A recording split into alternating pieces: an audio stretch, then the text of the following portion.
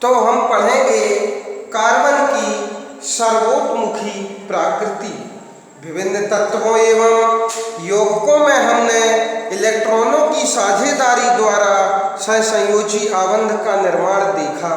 हमने सरल कार्बन यौगिक मीथेन की संरचना भी देखी। अध्याय के आरंभ में हमने देखा कि कितनी वस्तुओं में कार्बन पाया जाता है। वस्तुतः हम स्वयं भी कार्बन के यौगिक से बने हुए हैं। हमारा जो शरीर है वो भी कार्बन के यौगिक से बना हुआ है। हाल में ही रसायन शास्त्रियों द्वारा सूत्र सहित ज्ञात कार्बन यौगिकों की गणना की गई है, जो लगभग कई मिलियन आंकी गई है। अन्य सभी तत्वों के यौगिकों को एक साथ रखने पर भी इनकी संख्या उन सबसे कहीं अधिक है। ऐसा क्यों है? यह गुणधर्म केवल कार्बन में ही मिलता है, किसी और तत्व में नहीं। सहसंयोजी बंध की प्रकृति के कारण कार्बन में बड़ी संख्या में यौगिक बनाने की क्षमता होती है। कार्बन में दो कारक देखे गए हैं। पहला, कार्बन में कार्बन के अन्य परमाणुओं के साथ आबंध बनाने की अद्वितीय क्षमता। मतलब कार्बन जो होता है तो कार्बन कार्बन के बीच बंध बनाने की एक विशेष क्षमता होती है। एक कार्बन से दूसरे कार्बन के बीच आबंध बनाने की क्षमता होती है और जिससे बड़ी संख्या में अणु बनाते हैं। इस गुण को श्रृंखलन या कैटिनेशन कहते हैं। मतलब बहुत सारे कार्बन ऐसे जुड़ सकते हैं, श्रृंखला बना सकते हैं, तो इसको श्रृंखलन या कैटिनेशन कहा जाता है। इन यौगिकों में कार्बन की लंबी श्रृंखला, कार्बन की विभिन्न शाखाओं वाली श्रृंखला, मतलब लंबी श्रृंखला, या ऐसे भी कार्बन जुड़ सकते हैं। तो विभिन्न शाखाओं वाली, या 1 2 3 फिर इधर जुड़ जाएगा, तो इस प्रकार से इधर जुड़ जाएगा। तो विभिन्न शाखाओं वाली श्रृंखलाएं भी बना सकती हैं। वलय में व्यवस्थित भी कार्बन पाए जाते हैं। वलय मतलब गोल में, इधर इधर।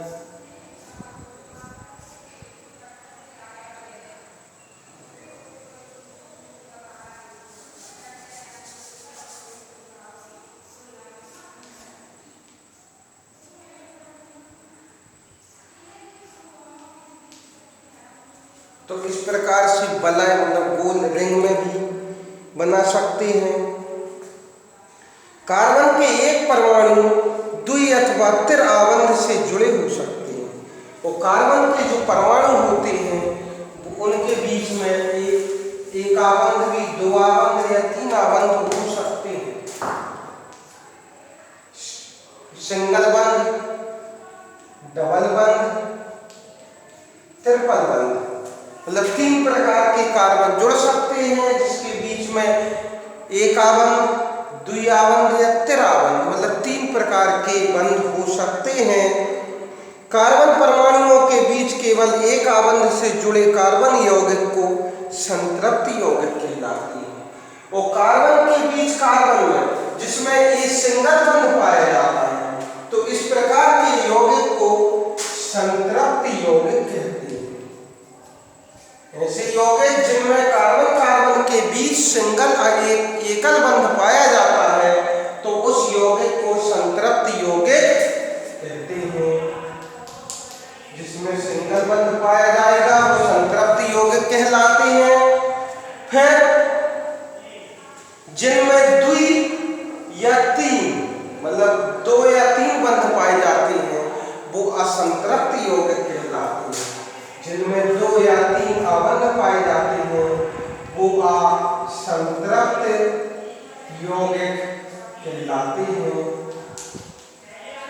जिनमें सिंगल बंध पाया जाता है वो संतृप्त यौगिक कहलाते हैं। जिनमें 2 या 3 बंध पाए जाते हैं वो असंतृप्त यौगिक कहलाते हैं। कार्बन यौगिकों में जिस सामान्यतः श्रृंखलन का गुण पाया जाता है, वह किसी और तत्व में नहीं मिलता। और कार्बन में जिस प्रकार श्रृंखला मतलब कार्बन कार्बन जुड़ने का गुण पाया जाता है, यह किसी और अन्य तत्वों में यह गुण नहीं मिलता। सिलिकॉन हाइड्रोजन के साथ यौगिक बनाते हैं, सिलिकॉन हाइड्रोजन के साथ यौगिक बनाते हैं जिसमें 7 या 8 परमाणु तक की संकलन हो सकती है। मतलब सिलिकॉन है या हाइड्रोजन है, इनके साथ भी यौगिक बनाते हैं, लेकिन यह यौगिक अति अभिक्रियाशील होते हैं। यह यौगिक जो होते हैं बहुत अधिक क्रियाशील होते हैं। कार्बन कार्बन आबंध अत्यधिक प्रबल होता है और कार्बन कार्बन के बीच जो बंध पाया जाता है कार्बन कार्बन के बीच, वो बहुत प्रबल होता है, आसानी से नहीं टूट सकता। अतः यह स्थायी होता है। फलस्वरूप अनेक कार्बन परमाणु के साथ आपस में जुड़े हुए अनेक यौगिक प्राप्त होते हैं। चूंकि कार्बन की संयोजकता 4 होती है, बताए थे कि कार्बन की संयोजकता 4 होती है, मतलब इससे 4 अन्य परमाणु आके जुड़ सकते हैं। मान लो हाइड्रोजन जुड़ जाते हैं तो बनेगा CH4 बन जाएगा। तो फलस्वरूप अथवा कुछ अन्य एक संयोजक तत्वों के परमाणु के साथ आबंध की क्षमता होती है और कोई दूसरे एक संयोजक परमाणु के साथ उसकी वो जुड़ते। Oxygen, hydrogen, nitrogen, sulphur, chlorine तथा अनेक अन्य तत्वों के साथ कार्बन के यौगिक बनाते हैं। फलस्वरूप ऐसे विशेष गुण वाले यौगिक बनाते हैं जो अणु में कार्बन के अतिरिक्त उपस्थित तत्व पर निर्भर करते हैं। अधिकतर अन्य तत्वों के साथ कार्बन द्वारा बनाए गए आबंध अत्यंत प्रबल होते हैं और कार्बन के द्वारा बनाए गए जो बंध होते हैं अन्य तत्वों के साथ, जैसे हाइड्रोजन के साथ बना रहे, तो बहुत प्रबल बंध होते हैं और जिसके फलस्वरूप ये यौगिक अतिशय रूप से स्थायी होते हैं। क्योंकि बंध प्रबल होते हैं तो यह यौगिक स्थायी होते हैं, स्थायी यौगिक होते हैं। कार्बन द्वारा प्रबल आबंधों के निर्माण का एक कारण इसका छोटा आकार भी है। इसके कारण इलेक्ट्रॉनों के सहभागी युग्मों को नाभिक मजबूत से पकड़े रहता है और बड़े परमाणु वाले तत्वों से बने आबंध की तुलना अत्यंत दुर्बल, क्योंकि कार्बन का आकार छोटा होता है जिससे केंद्र में उपस्थित परमाणु उसको आसानी से उसको पकड़े रहता है, जो इलेक्ट्रॉन होते हैं नाभिक में मजबूती से। फिर आता है संतृप्त और असंतृप्त यौगिक। तो संतृप्त यौगिक बताए थे वो कहलाते हैं जिनमें सिंगल बंध पाया जाता है और जिसमें सिंगल बंध नहीं पाया जाता है वो असंतृप्त यौगिक कहलाते हैं। तो संतृप्त के लिए एक सजाती श्रेणी होती है, इसके एक सूत्र होता है CnH2n+2। CnH2n+2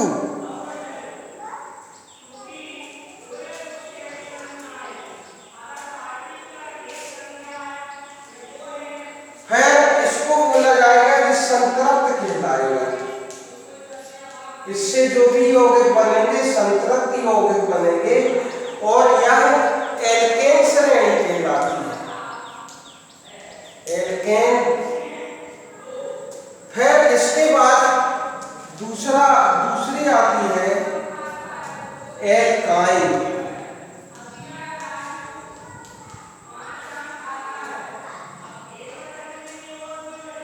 CnH2n। फिर आता है एल्कीन,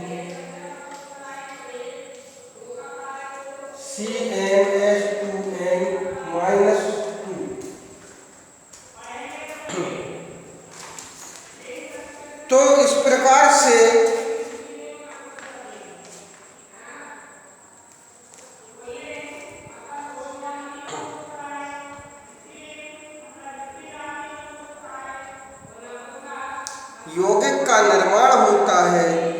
इसमें जैसे संतृप्त इसका जो भी यौगिक बनेगा, इसके लिए हम देख सकते हैं n मतलब परमाणु की संख्या होती है।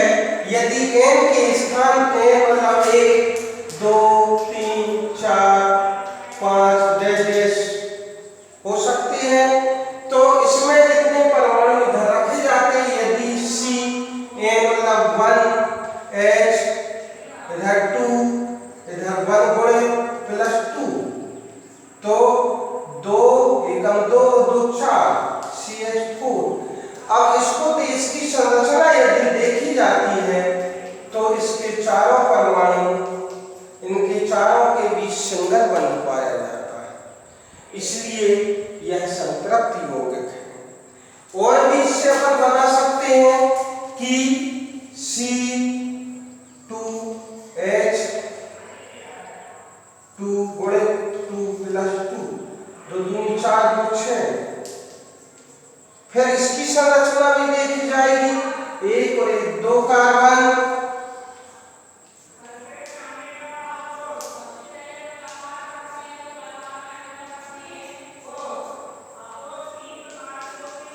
एक 2 3 4 5 6 सब में सिंगल बंध पाया गया।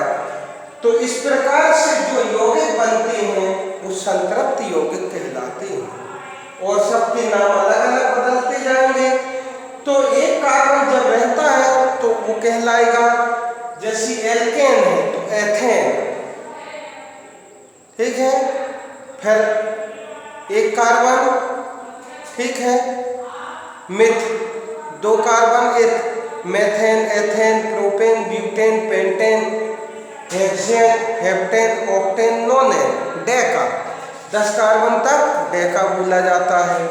तो इसके विषय में हम एक पूरा वीडियो बना के भेजेंगे और उसको विशेष पढ़ लेना।